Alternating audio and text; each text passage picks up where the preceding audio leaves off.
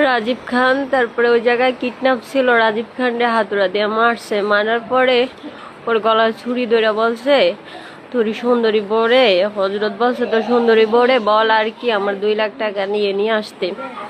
তারপরে রাজীব খান আমাকে নিজেই ফোন দিচ্ছে, ওর 2 হাত বাঁধা, ফোন দেওয়া বলছে ফেন্সে আমার একটা ফ্রেন্ড আছে আর দেড় একটা চেন ছিল ওই জায়গায়, ইয়াটা খালি একটু ইয়া ছিল, কড়াটা ছুটা ছিল এতটুকুই, ওটা বলছে।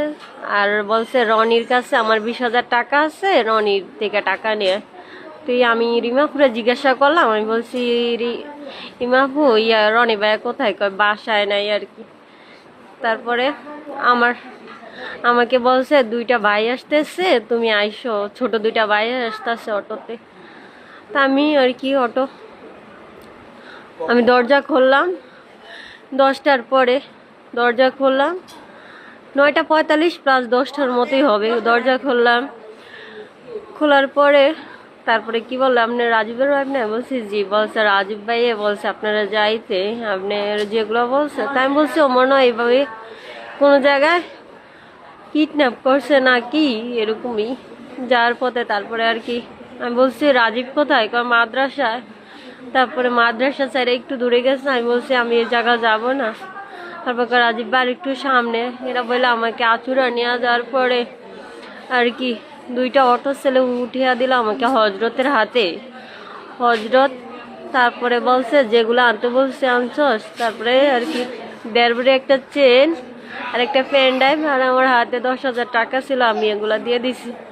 তারপরে কি করলো অটো স্ট্যান্ডের ওনারে বলে অটো স্ট্যান্ডে চলে যায়। আমি বলছি তুমি না বলছো আমার দিয়ে দেবে। তারপরে কি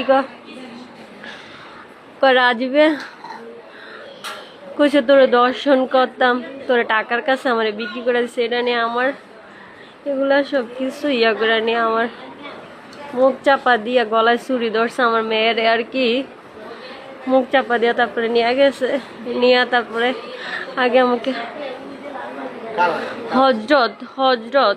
হজরত খন্দকার ও আমাকে দর্শন করছে, আরেকটা ছেলে দর্শন করছে, আমি এটা নাম জানি না, এতটুকুই।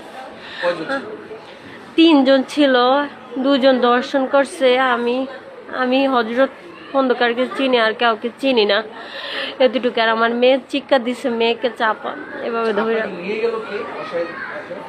বাসায় এসে নিয়ে গেল 2টা আর কি অটো, ছোট ছোট আর কি। না না আমি কখনো এইদিকে আসি না, আরো 2014 সালে না আমার হাজবেন্ডরে আমি দেখি না। আমি বলছি রাজীব কোথায়, বলছে আর একটু ভিতরে। আমি বলছি তাহলে আমি যাবো না, আমি থানার ওসির কাছে বা পুলিশের।